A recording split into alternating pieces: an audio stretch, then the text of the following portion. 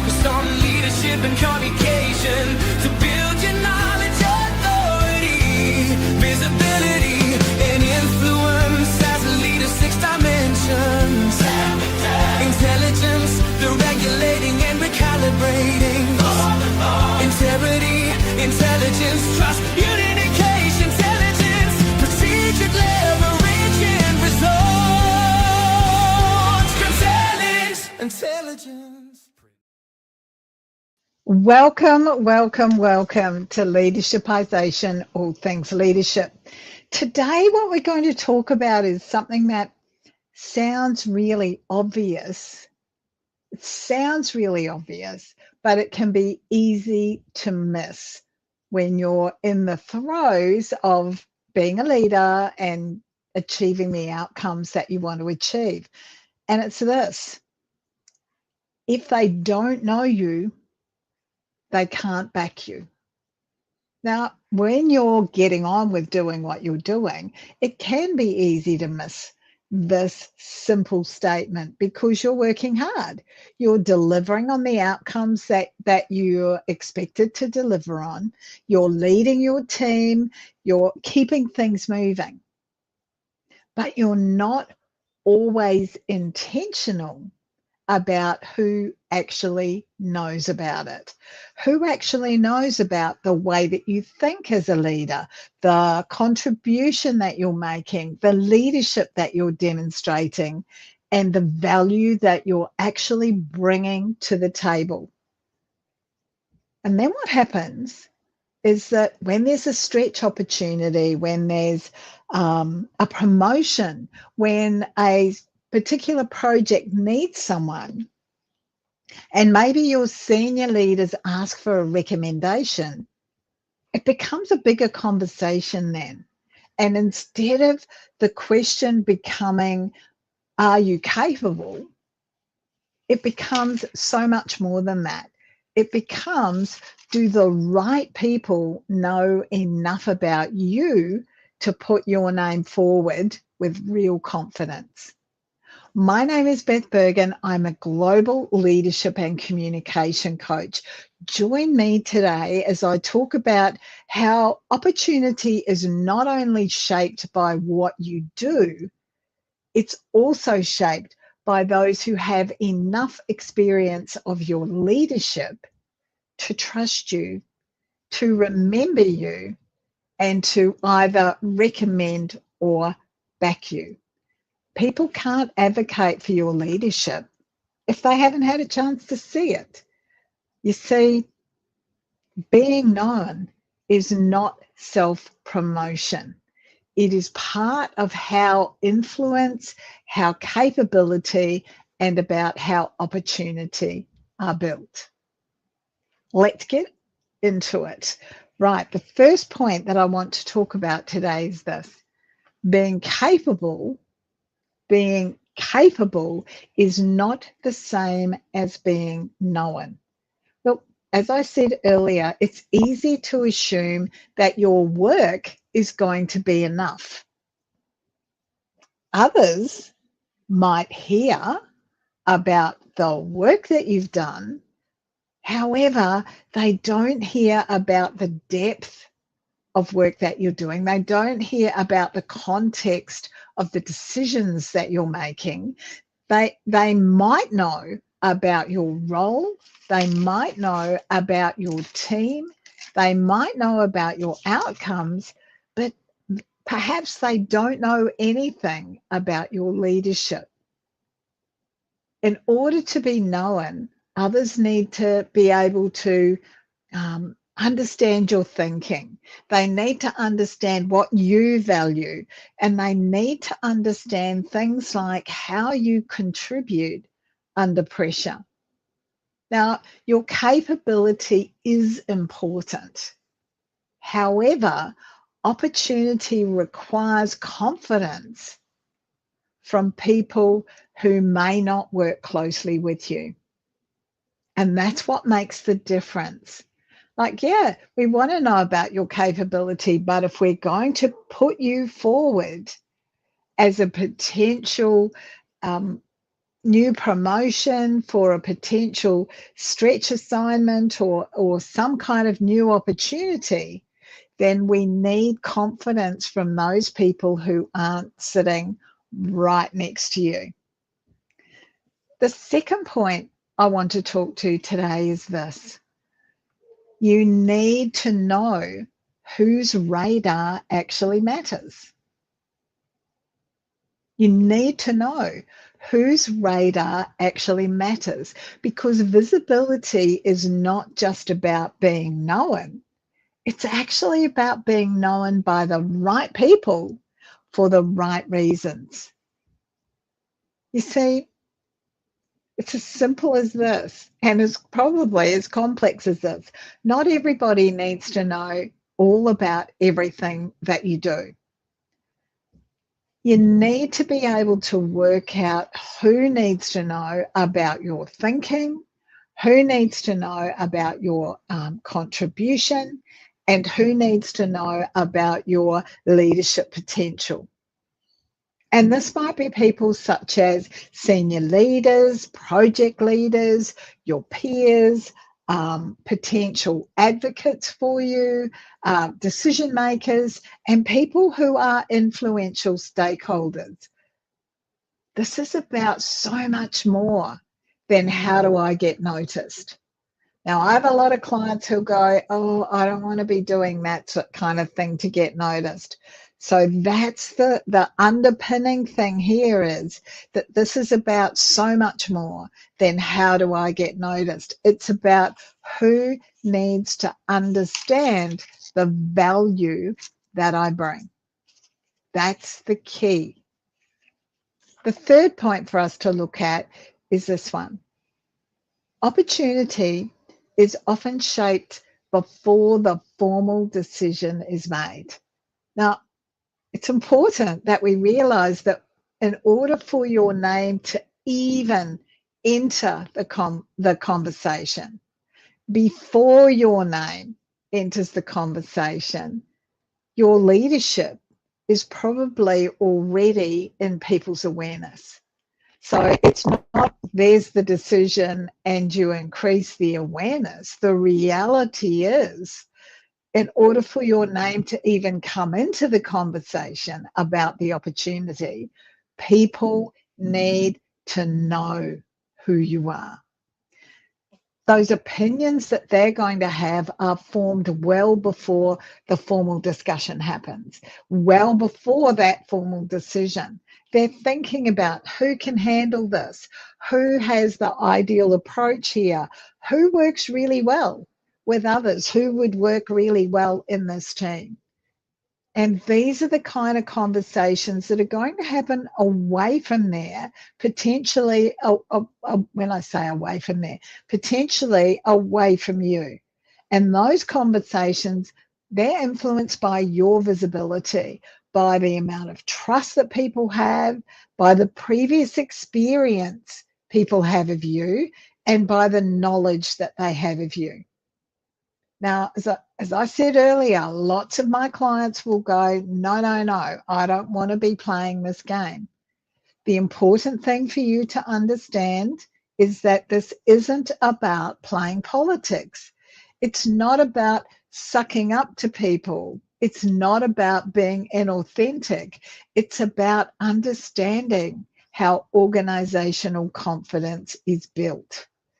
You need to know who you've got to talk to, but importantly, they need to know how you think, how you work, and how you lead. Because if they don't, you won't get into the conversation about opportunities that have come up. The fourth point I want to talk to today is this. You need to be really aware and notice which relationships might need attention and why. Now, some relationships are going to be really strong and really supportive, and that is fantastic. Others might have a bit of tension in them. They might be a bit strained. They could be underdeveloped. They might be distant. You might really bang heads with someone. They might be unclear. For example, maybe you've got a peer who's a bit of a blocker. They want you to get out of their way so they can get the opportunities. Maybe they're a bit of a critic. Even though they're thinking about themselves, even though you might feel this isn't the most positive relationship, they actually can still shape how you're perceived because they're talking to people. They're talking to others. This isn't about trying to win everybody over. As I said before, it's not about sucking up to people. It's about you as an individual and as a leader being mature enough to notice where relationship gaps exist and where those gaps might actually be opportunities. Not forced, not you pushing yourself on everybody, because you don't need everyone to be an ally. However, you do need to know where trust of you and knowledge of you might be a little thin on the ground with some people. Because if you know about it, you can do something about it. Yeah? My fifth point today is this one. Being known is built by adding value. Now, this is all about, what am I trying to say here? This is about recognizing that your credibility isn't about being seen more.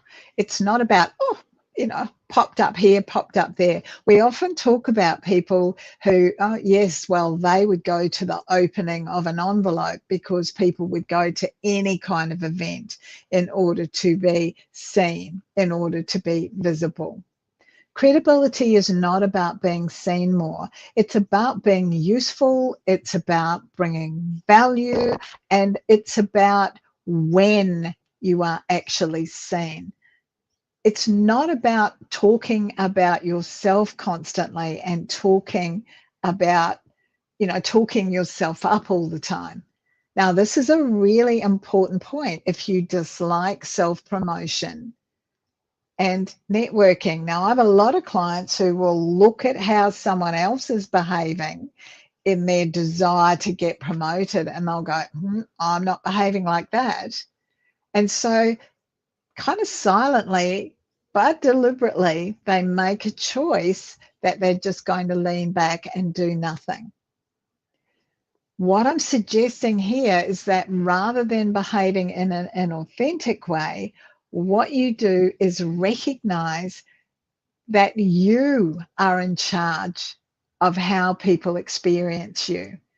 And so if you're aware of this, it means that you can create circumstances or situations or take advantages of opportunities where you are seen as thoughtful, where you are able to be useful, where you offer something constructive to a conversation, to a meeting, to a project, and where you demonstrate how credible you are.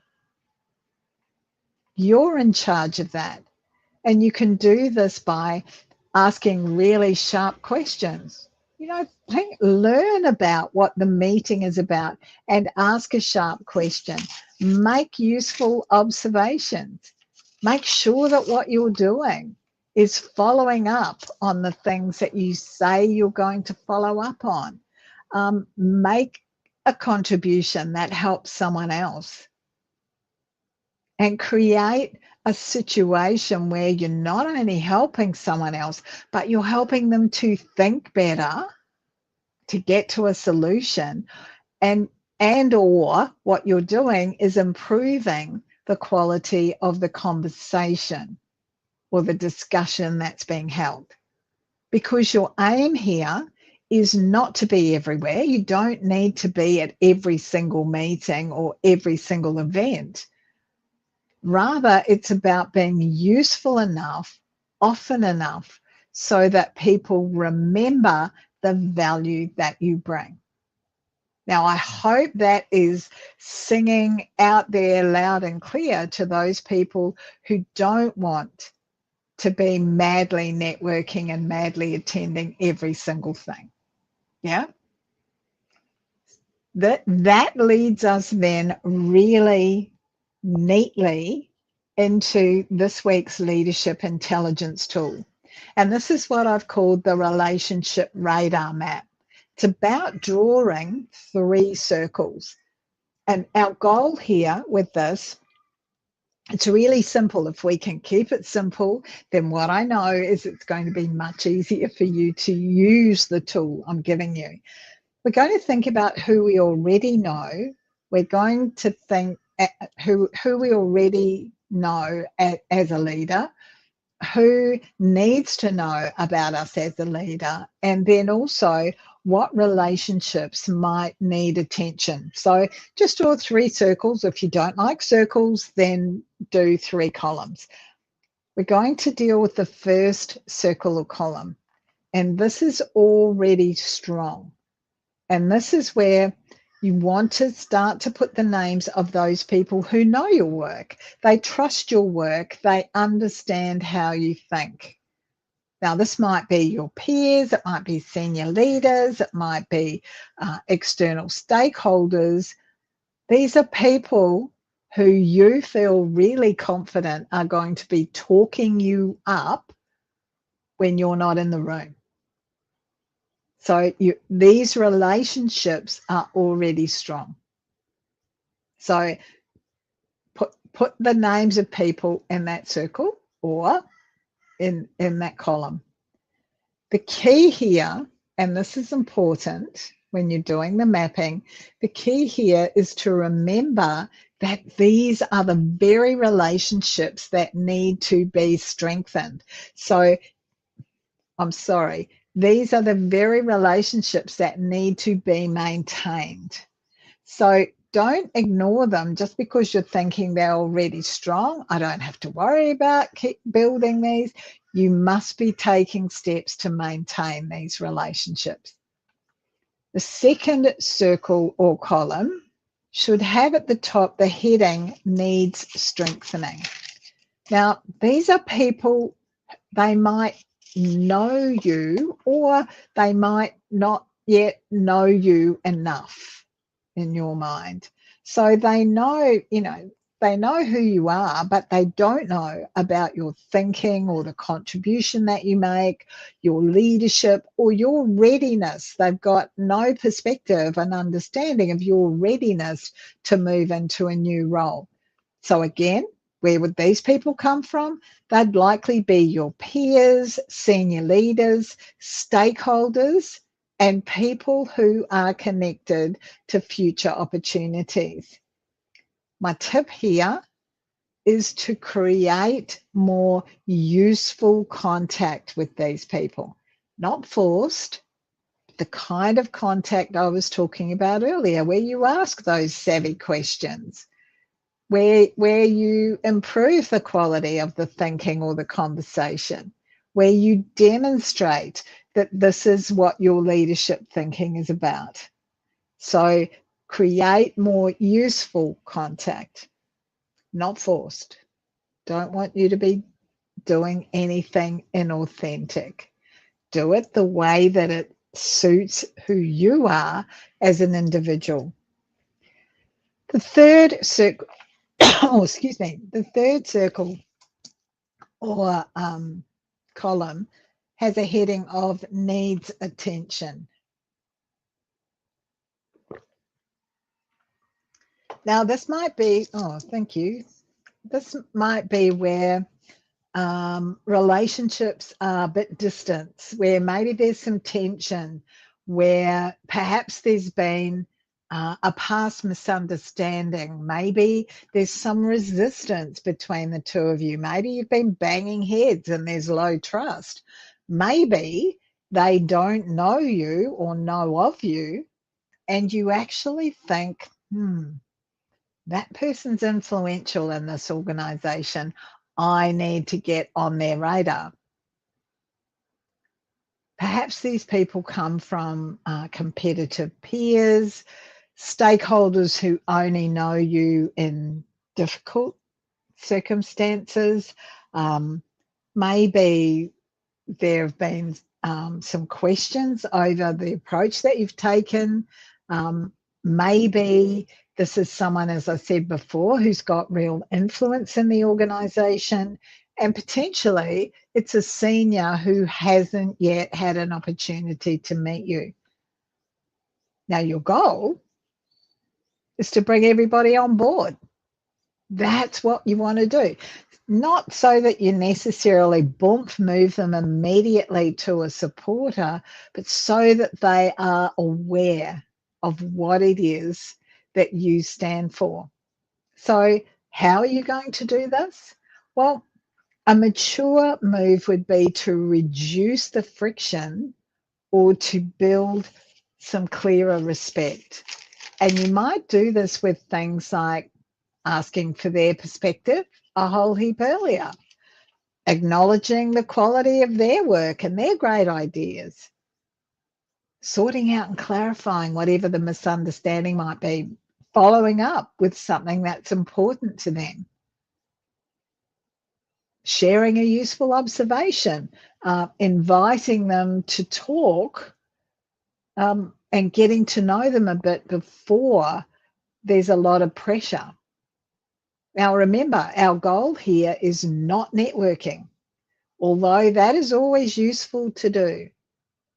But if you're not a networker, and some of us can't attend all sorts of things because we have other commitments away from work, our goal here is that our leadership is known, that we build people's awareness of us, their trust of us, and that shifts us to a point where they might consider us to be backable when a new opportunity, a new promotion or something like that comes up.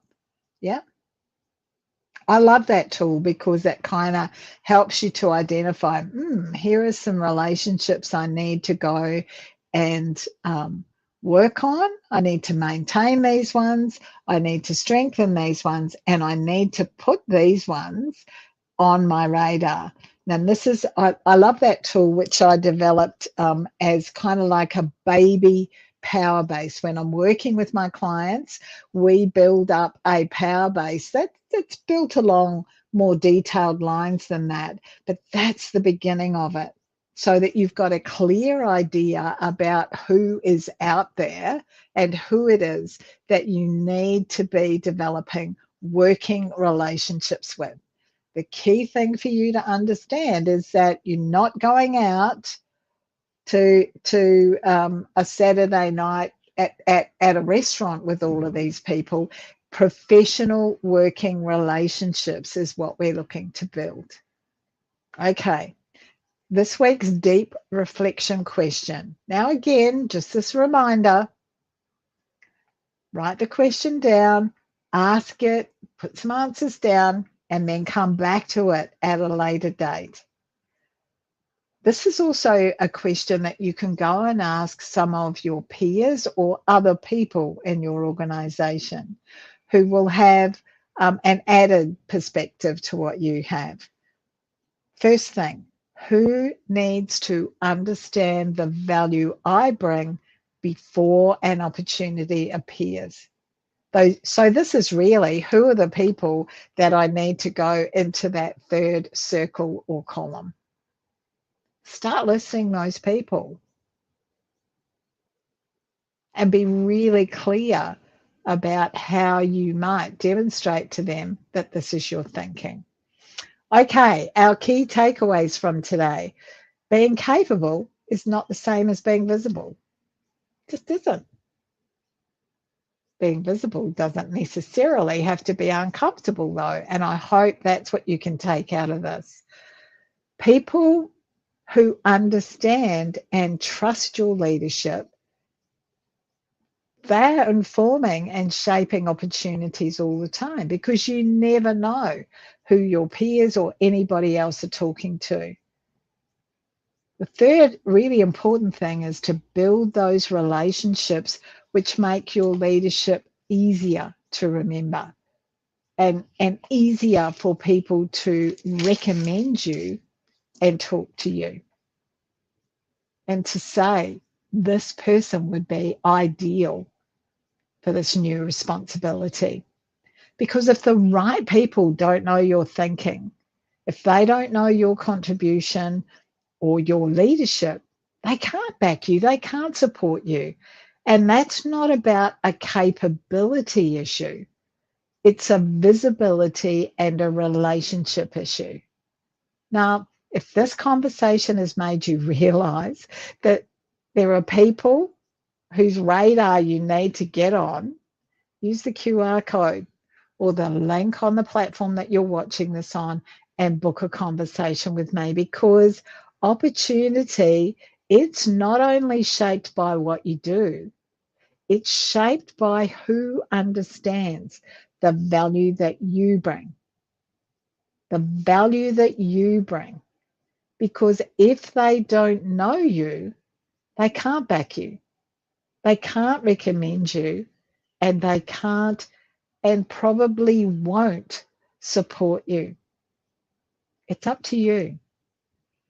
Thank you so much for being here today. If you've got questions or comments, please pop them on the platform that you're watching this on. We love hearing from you. So if you've got future topics that you'd like to suggest that we have a look at, please pop them in there as well, and we'll get back to you and let you know what's happening. If you're listening to this as a podcast, please share with someone you think this would benefit.